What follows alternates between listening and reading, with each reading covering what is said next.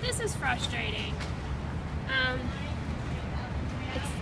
It's this. It seems to me that the Boston Globe has my phone hacked. This is a number of things. One is the Boston Globe has my phone hacked, right? And then there's another thing. I mean, yesterday I couldn't remember what the individual particles of a virus are called. I mean, I was read that page. There was a page I wrote yesterday at my written blog, and I was writing about viruses, and I was trying to. I first wrote about the first thing I said was about cells of a virus, and I was like, no, but I know that that's not right. I know that they're not. I know that they're not actually officially like called cells.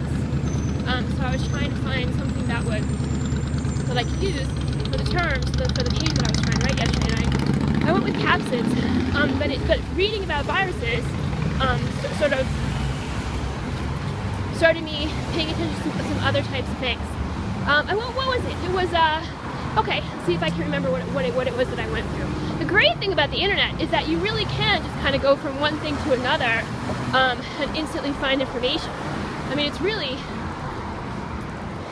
a great thing that way. So anyway, so I started reading about viruses, and then there was a line in one of the things that I read that said that viruses can't get through plant cell walls, I think is what it was. So I was that was kind of interesting.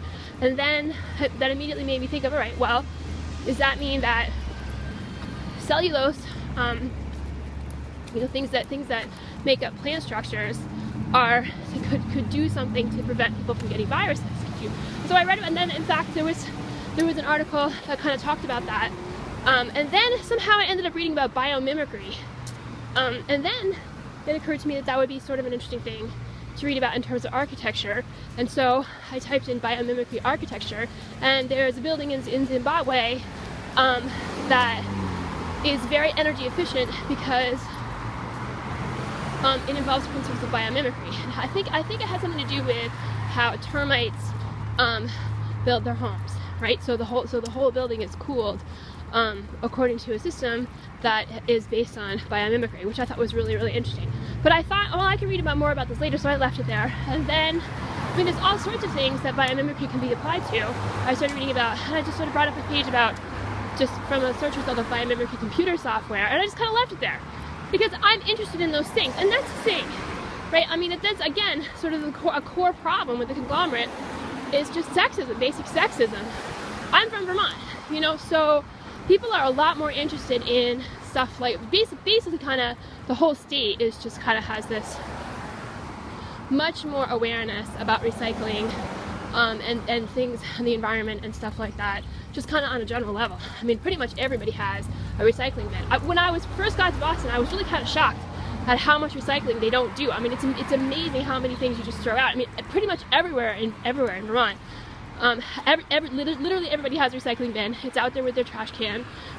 Businesses do. You don't just like throw away glass bottles. I mean, like, the last time I was throwing away glass bottles on a regular basis, before I got to the Boston area and everywhere kind of around Boston, was like before there was any kind of like recycling movement really at all. So like when I was a kid, so it's just kind of there in people's awareness. So pretty much no matter who you are, some people are much more interested in it and trying to make a career out of dealing with that stuff, or are activists in their spare time, that kind of thing. But pretty much with the general awareness of it is really much more present there. So it has nothing to do with Leonardo DiCaprio. It never did. I have kind of, sometimes I'll read about it because I find that stuff interesting. For a long time I've been thinking about how way before any of this stuff started happening to me, like in 2010, I was thinking about how kind of the overhaul of building structures, architecture, pretty much just kind of the general layout of the United States really could use a lot of work, in terms of upgrading buildings, making them more energy efficient, making sure that we're conserving what's left of our natural resources, like in terms of land and that kind of thing, and everything having to do with ecology. I mean, it's a huge undertaking, to just kind of preserve what's left of the natural world in the United States, and also just try to go through the entire country and sort of make the architecture better, make sure that all new architecture is better, all these old buildings that have problems with them. I mean, pretty much most everything is an old building now, right? And just kind of just plan for the future in terms of what the landscape of America is going to look like, both the man-made landscape and the rest of the landscape. I was thinking about that, I don't know, for a couple of years. For a couple of years before 2010, before any of this other stuff started to happen. So, you know, I mean, it's really incredibly frustrating to be treated as if I am just kind of this thing, and I can't possibly have my own interests, and my own interests can't be something that are shared by, you know, other people, particularly male celebrities, without it meaning that somehow I'm trying to, you know, hit on that celebrity or whatever it is who has my phone hacked. You know, whoever it is who has my phone hacked, or will hear about what I'm reading about on my phone, right? Because the Boston Globe is making allusion to it on its front page. I mean, just in every possible way, I am violated every day.